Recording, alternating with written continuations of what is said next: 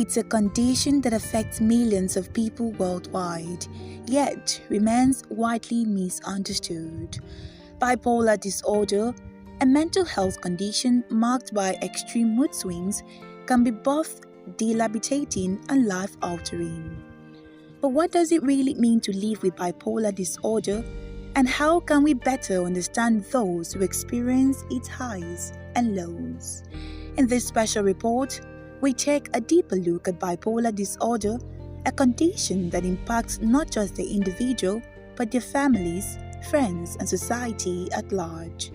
We'll hear from those living with it, from experts and from families about the challenges, the treatment options, and the journey towards understanding.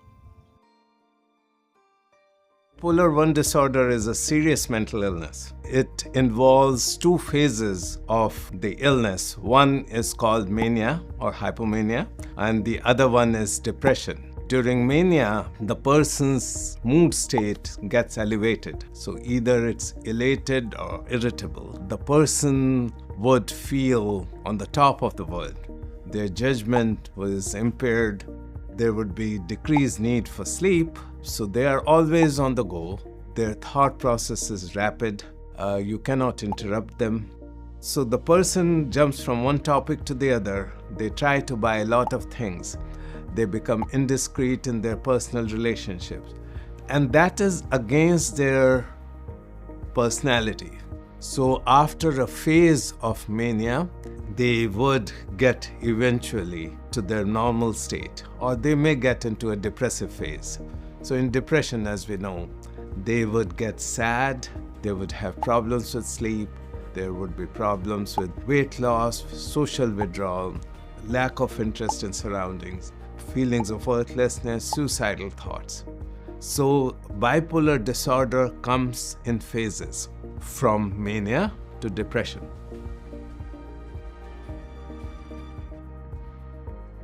We are not sure about the exact causes, but the most popular theory is it's not the environment that would cause us to have a bipolar illness, it's our genes. We do not know what exactly causes it biochemically. There are several theories about that. It's the unstable cellular environment, that is what has been told to us, or some subtle dysfunction in some of our brain centers that may cause that. Bipolar disorder is a mental health condition that affects approximately 60 million people worldwide. But despite its widespread impact, the disorder remains one of the most stigmatized and misunderstood conditions. The disorder is marked by intense mood swings, which includes periods of extreme happiness and energy, known as mania, as well as periods of deep sadness and hopelessness, known as depression.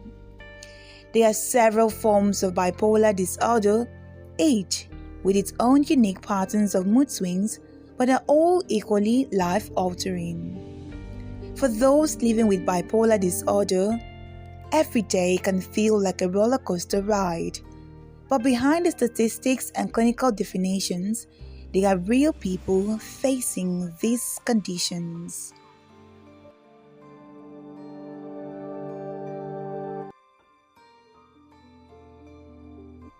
I wish I had known sooner that I was living with mental illness, and I also wish that I had someone to talk to about it that had maybe gone through the same thing or had known someone that was going through the same thing.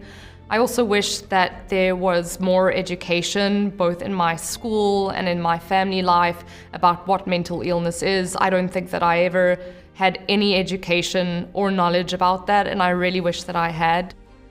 Hi, my name is Claudette Pombo. I've been diagnosed with bipolar 1 disorder, post-traumatic stress disorder, general anxiety disorder, and obsessive compulsive disorder. So it's 2015 and I'm on my way to my circus-themed wedding. Yes, that's right, I'm having a circus-themed wedding. We've gone all out. We've got stilt walkers, we've got tightrope walkers, we've got aerialists, We literally have gone all out. So naturally, I'm very excited. So I've got to make my way from Philadelphia to San Francisco. So I go to the airport, super pumped, and I walk up to the security agent and I say, hey, how's it going? I'm on my way to my wedding. I'm so excited. And he says, that's great. Congratulations. That's so exciting. Can I please see your boarding pass? And I say, no. I think that my partner has left it with one of you guys. If you could just call someone and check if anyone has my boarding pass.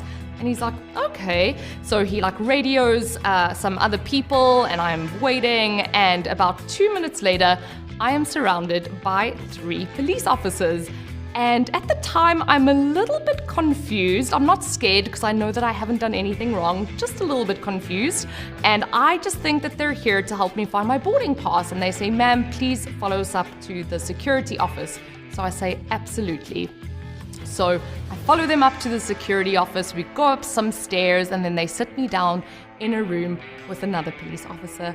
They close the door and she starts asking me some questions. So she starts asking me very basic questions. What's your name? I tell her my name. What's your date of birth? I tell her my date of birth. Where do you live? I give her that. And then she asks me a question which takes me by surprise. She says, is there any reason for you to believe that there would be a missing persons report filed for you? And I'm like, no, I'm not missing. I'm in front of you. Everyone knows where I am. I'm going to my wedding. They're all going to be there. And she says, well, that's strange because I have a missing persons report filed for you. You've been missing for the last 5 days and no one has been able to get a hold of you. And at that moment, I realized that my reality and her reality were two very, very different things, and that my reality was not real. And zooming out, I didn't know it at the time, but I now know that what I was experiencing was a fully blown manic episode with psychosis. So my circus-themed wedding was actually a delusion. It wasn't a real thing. It was a delusion that I was having. And it's funny to think that deep down inside, I want a circus-themed wedding. I was then transported to a hospital where I was held for 10 days. And in those 10 days, I think I achieved more than any person has ever achieved in their life. I was nominated for a Nobel Peace Prize. I met with Oprah Winfrey. I met Barack Obama. I started a company with Steve Jobs. We developed an app together. I also learned how to shapeshift. If you want some tips on shapeshifting, it's really easy. All you need is a mirror. I was also Avril Lavigne for 2 hours. So it was a wild experience. Obviously, all of those were delusions, hallucinations, but they were very real to me at the time. Got to pause and just say something really quickly. I think the way that I kind of deal with the trauma of going through that, and it was very traumatic, is by shedding some light on it. But these experiences are not very fun to go through. So I think that's an important disclaimer to have. I was released from hospital and put on just a short-term medication, which was able to take me out of my mania and my psychosis. And after that, I tried to continue living my life the way I had before, just thinking oh, that was a weird experience that everyone goes through. Everyone has a mental breakdown and it's fine, I can just move on. And, within 6 months, I realized that I couldn't. I couldn't work. I couldn't really function on a day-to-day basis. I kept experiencing these symptoms, which made it very difficult for me to function. And I kind of got desperate, and I eventually and reluctantly went into therapy just to get some help. And it took me about a year's worth of therapy sessions, going every single week, to be okay with my diagnoses of bipolar 1 disorder, PTSD, OCD, and then general anxiety. And I think the one that was the hardest for me was bipolar 1 disorder. Mental illness diagnoses. So I saw her and it kind of took the fear out of that and the stigma away, and I was eventually able to come to terms with that. Fast forward down the road, I also went on the medication route, which was the route that was great for me, even though there's also a lot of stigma around medication. And I was able to find something that worked for me. And now, fast forward 5 years, my life is wonderful, very blessed and grateful to have a very fulfilled life. I have a great career. I have a very supportive partner. We're getting married next year, and no, it's not going to be a circus-themed wedding. And yeah, I'm very, very grateful to have found NAMI and to have had them part of my recovery. I had this great life, I was in medical school, I had great friends, I had a great family, and I had a certain vision of what my future was going to be. When I first experienced my first episode, the psychiatrist felt that I needed an antipsychotic medication. And that moment was like, it's almost like the carpet was pulled from under my feet. The first depression that I experienced was very, very severe. I had to take a year off school. I spent most of my time like in bed, and my family had to literally come and like peel me out of bed off the floor. All I could think about was just dying. Every moment was just agony. Like every moment felt like an eternity.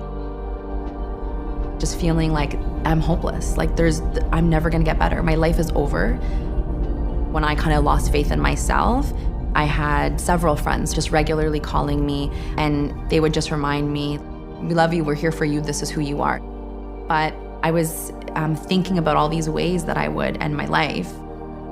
The only thing that kept me alive was I could not hurt my family and my friends. I just couldn't. When I started the recovery process, never in a million years did I think that I was gonna come back to school. I never thought that I was gonna get married. I didn't think that I would have a family. It was a good year and a half until finally we found the right combination of medications, and until I really fully recovered and started to feel fully like myself. The number one most important thing in my recovery is the people around me. I have a really amazing and supportive husband, really, incredible parents-in-law, a very strong friend network. Everyone knows about, my illness, and they're very open with me. I haven't experienced a depression in years, but I definitely do fear it. It's not like at the forefront of my mind, but because of that, I do everything I can to prevent it.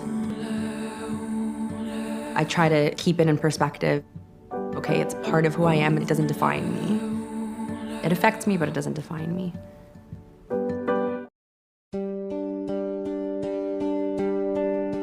Mental illness that's classified by extreme highs and extreme lows. So much so, Kyle, that it changes your activity levels, it changes your sleep patterns, it changes the way that you think, and subsequently changes your behavior.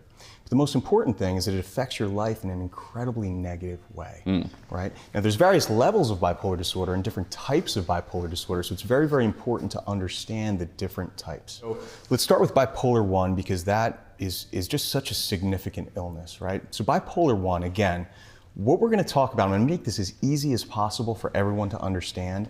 Bipolar 1 is mania. That's the word of the day with bipolar 1. We're gonna focus on the manic symptoms, okay?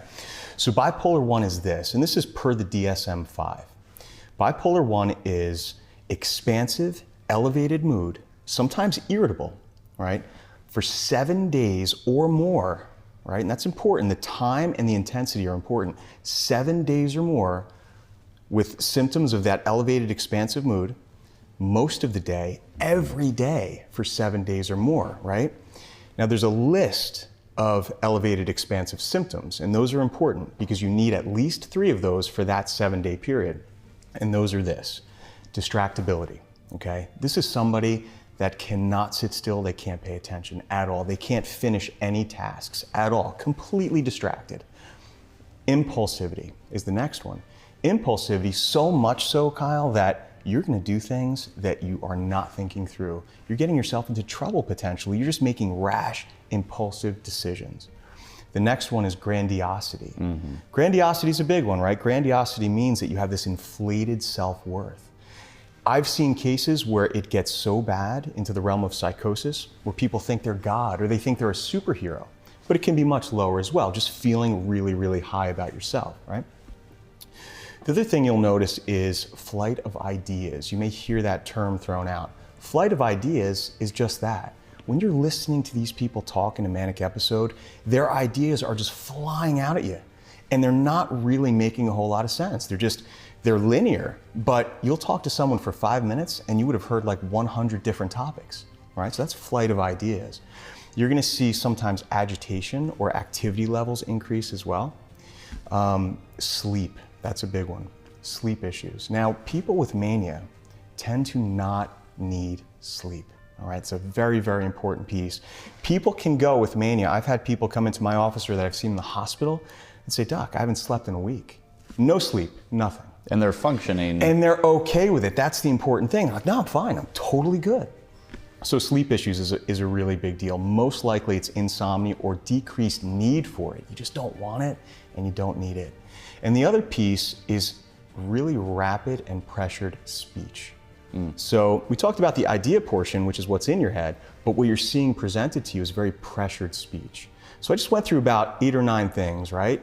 You need at least 3 of those for 7 days straight, most of the day, every day, okay? That's the bulk of the criteria for mania to get a diagnosis of bipolar 1.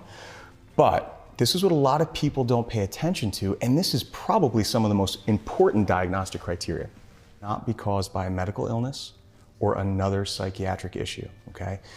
The importance with this is that mania can be caused by so many different things. Medically, a thyroid issue can do it, traumatic brain injury can do it, temporal lobe seizures can do it.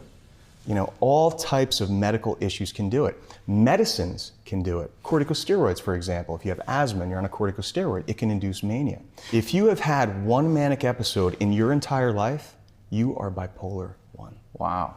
Bipolar 1, you're most likely going to see people present to you in mania because they're coming to the hospital because it's emergent. They're getting themselves into trouble. Something has gone wrong in their lives. They're going off the rails, okay?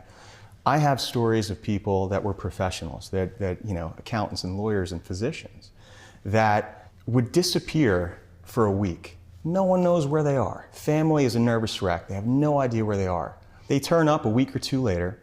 They decided to go into Manhattan, get the presidential suite at the Plaza, run up all of their credit cards, gamble, prostitution, party, right? Do things that they would never ever do. Start new businesses. People start a new business. They think they have this grandiosity and flight of ideas, and then when that's over, it can be so traumatic because you can crash and get very, very low. Yeah. So there are so many stories that I've seen of that grandiosity. And I used one example of sometimes mania, unfortunately, can lead into psychosis, and we'll talk about that. But people get to a point where they go, Doc, God's talking to me. I hear him. I hear him, and you know what he told me? He told me that I need to save the world, and I believe it. He's right. He's right. I was thinking about this. I got to save the world. I have to do X, Y, and Z. I got to do it. I can't be sitting here talking to you right now.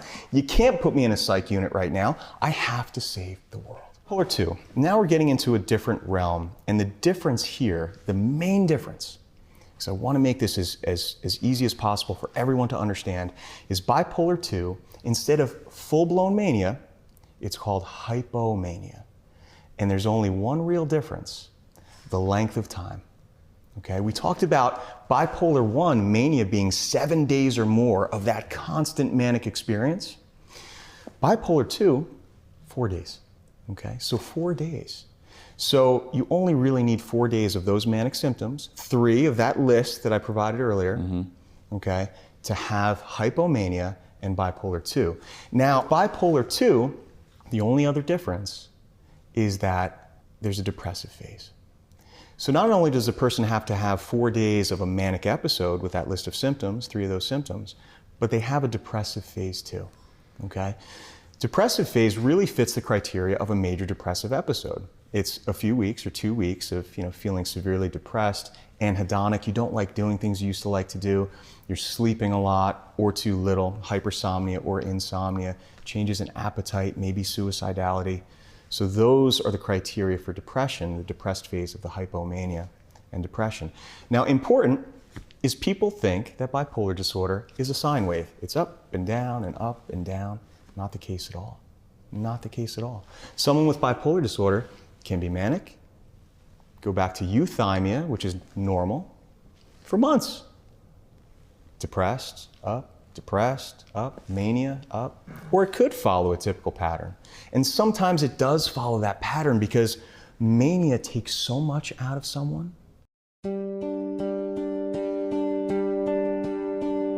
Number one, identify things that trigger an episode, either an episode of depression or mania. Some examples of this would be things like work stress, arguments with family members, and a huge one is not getting enough sleep. And it's pretty common in the spring and the summer for the longer days to trigger a manic or a hypomanic episode because people will start sleeping less. So you want to write down these triggers and we'll use them in step 6. Number 2, keep a record of your moods in the form of a mood diary. And this doesn't have to be anything fancy. You don't have to go buy a book. You could even use the download that I have for you. I'll have a free download for you. The link will be in the description of a summary of this video today, as well as a few other forms that I'll be going over. But this first one is the mood diary. So you're going to use this diary to monitor your progress or notice when your moods are coming on. That's essentially all it is. Number 3, establish a daily routine. And this is important for anyone because we all need structure, but people with bipolar disorder are particularly sensitive to changes in structure and routine. So the triggers that we listed in step 1 are some of the things that can destabilize or disrupt your routine. So here's what a routine should consist of, a few basic things at least. So you'd want to have a regular time that you wake up and a regular time that you go to bed. You also want to have a regular time frame that you eat your meals. And you should think of these points as anchor points throughout your day. And then all your other activities would be filled in around those anchor points. Now I realize you're not going to always be able to control your work and your school schedule. But if you don't have these anchor points, then you never even think about it. And then you just have this kind of free floating day that just kind of comes and goes however it goes. And that's the kind of thing that can really lead to, say, sleep deprivation when you're in a manic episode or starting to get there. And the sleep deprivation is really what can trigger another or a manic or hypomanic episode. The opposite problem of an unstructured day is the tendency to sleep all day when you're depressed. So what do we do to help prevent that problem?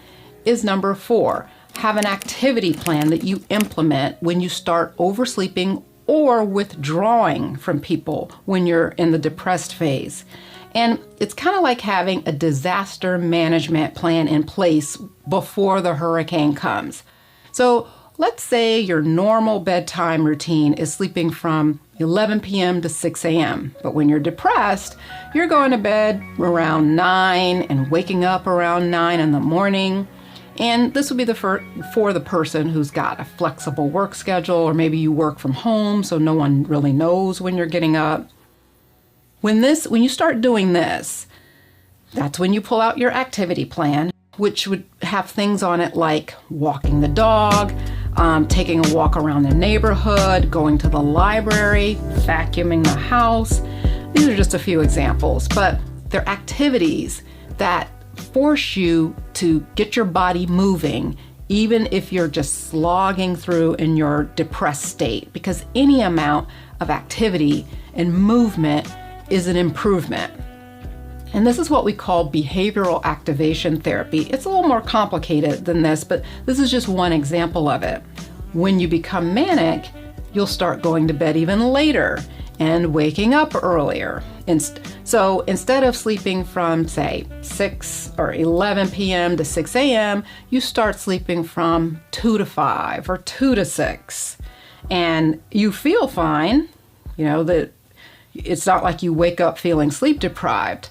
But the sleep deprivation has the cumulative effect of churning up a manic state, where the people use the blue light blocking glasses. They use them for 7 days straight or 7 nights straight for the 14 hours a day. Now, I wear these every evening, not starting at 6 p.m., but when I'm relaxing, getting ready for bed, reading on my iPad or watching YouTube videos, and I use it to block the light to keep it, or block the blue light that's coming from the device to keep it from interfering with my sleep.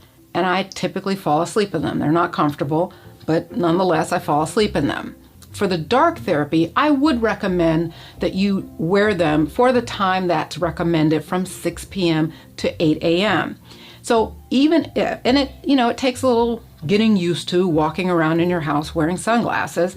They even have ones that if you wear glasses that can fit over your glasses. These are a really inexpensive pair from Amazon.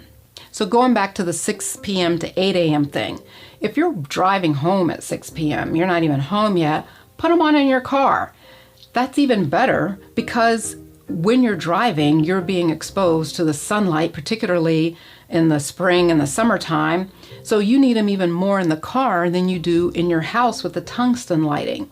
So put them on, you wear them all evening long. I doubt that you really need to sleep in them, but when you wake up, you put them back on and keep them on until 8 a.m. And that would be how you could implement dark therapy when you are in a manic phase or hypomanic phase and only sleeping for 3 and 4 hours a night. These stories represent the daily battles many individuals face. The unpredictable mood swings of bipolar disorder can make maintaining relationships and holding down a job extremely difficult. But through support, therapy, and the right medication, many are learning how to manage their condition and live a fulfilling lives.